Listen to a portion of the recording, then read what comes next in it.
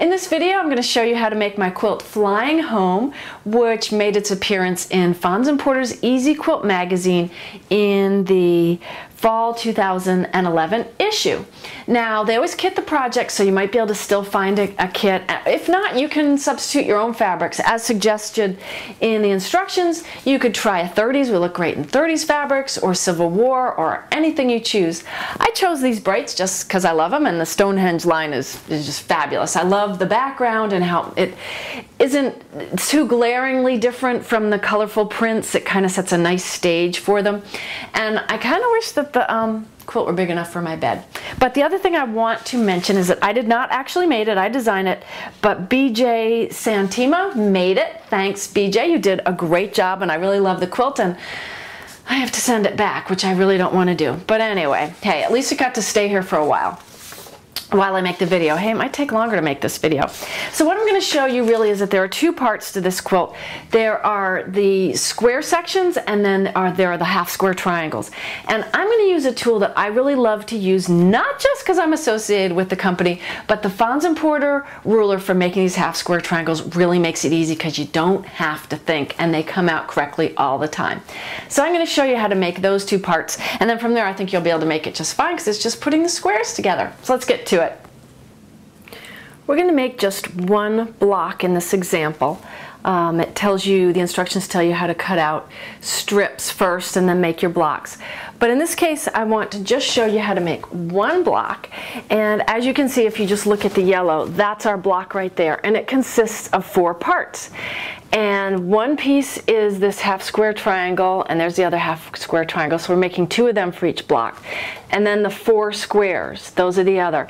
We're going to start with strips, 2 different size strips, 2.5 for this and 4.5 for these, because we are using our handy dandy tool for these half square triangles. I'm going to start with the easier ones. They're both easy, so I'm going to start with the easier one.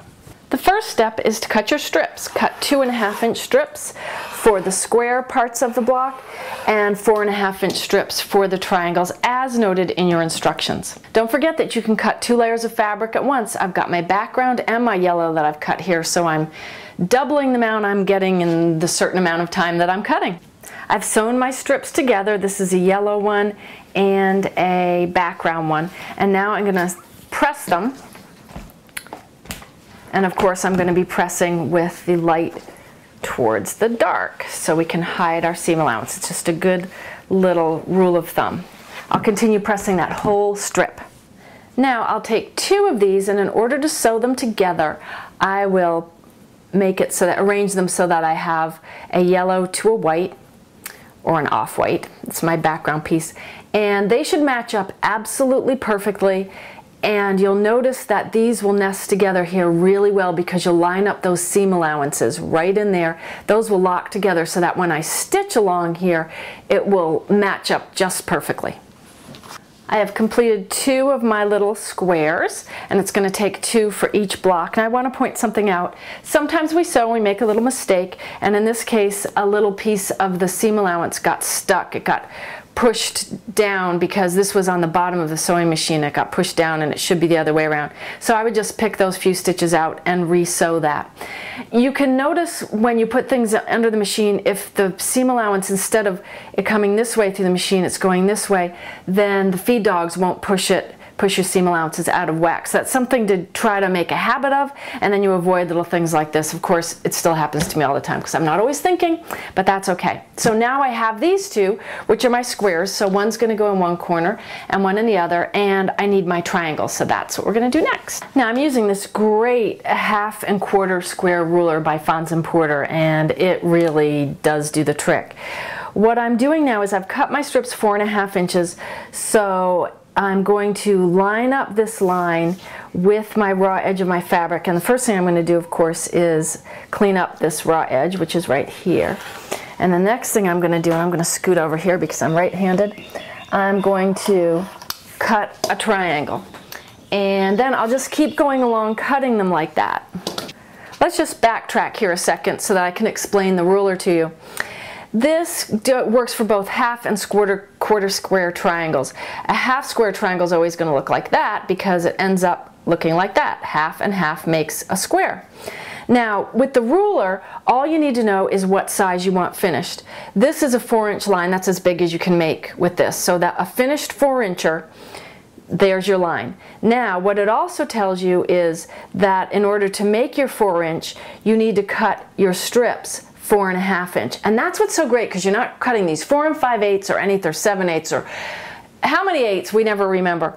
So what this one does is it takes that thinking away for you.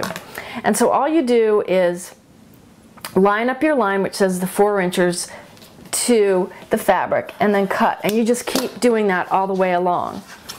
You'll just keep cutting and cutting. Now, notice on these pieces that we've cut, it has this little end that is blunt. Now, that may look funny to you, but there's a reason for it, and it'll actually help you when you're sewing, to help your sewing be perfect. Marion and Liz thought of everything with this ruler. So the instructions for this pattern use the ruler. It does tell you what to do if you don't want to use this ruler. But I really like it. There are many 1/2 and 1/4 square triangle techniques. You find your favorite. This one really works. It really is accurate. So now we're going to sew them. I've sewn my 2 sets, and that little cutoff point that I showed you before made it very easy to line these up, and also I didn't have a pointy edge sticking into my machine that would run into my feed dog so badly, like we always have happen. But now I want to get rid of these other little ears. It's just a nice neatness that I like to do, and keeping your patchwork neat as you go along really makes a difference. And I'm not one of those really anal kinds of people, but I'll tell you, sometimes it really makes sense to do it. And when you're making 1/2 square triangles, it's a time to do it.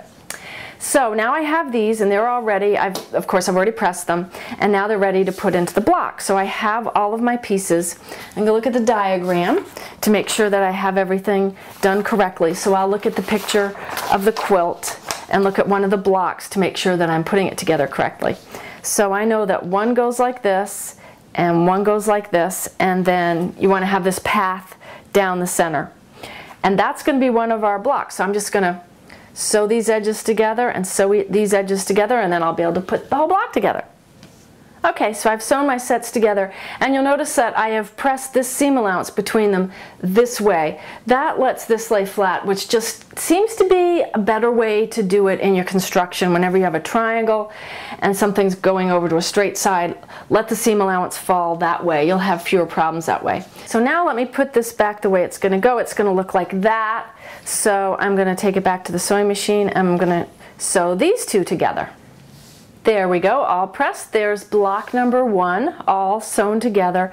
One of the nice things is that when I sewed these together, nothing had to match. Nothing had to match till I got to here again. So that's one of the reasons this is a good beginner quilt. You've only had to learn really 2 things, and you had a great tool to help you. And you know what? I've really enjoyed the Stonehenge fabric from Northcott. There are a lot of other fabrics you can use, but I'm really enjoying this. And I believe this is a really new collection, and they have all different colors within it, not necessarily just the brights.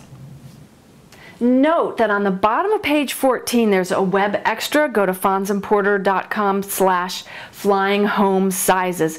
You can find size charts that you can make the quilt in different sizes. It's a table runner, a throw, and a queen size. There I go. I can make a bed size. Yay! Might just do it.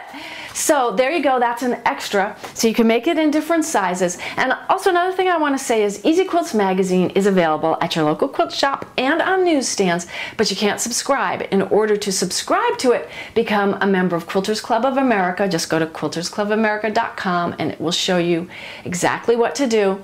And with Quilters Club of America, you get all these great benefits, including Easy Quilts magazine and a membership at QNNTV.com, so you can watch Quilt Out Loud and Quilted and Quilting Celebrations and Quilting with Mary Fons, a ton of stuff. So enjoy making Flying Home, and I'll see you next time.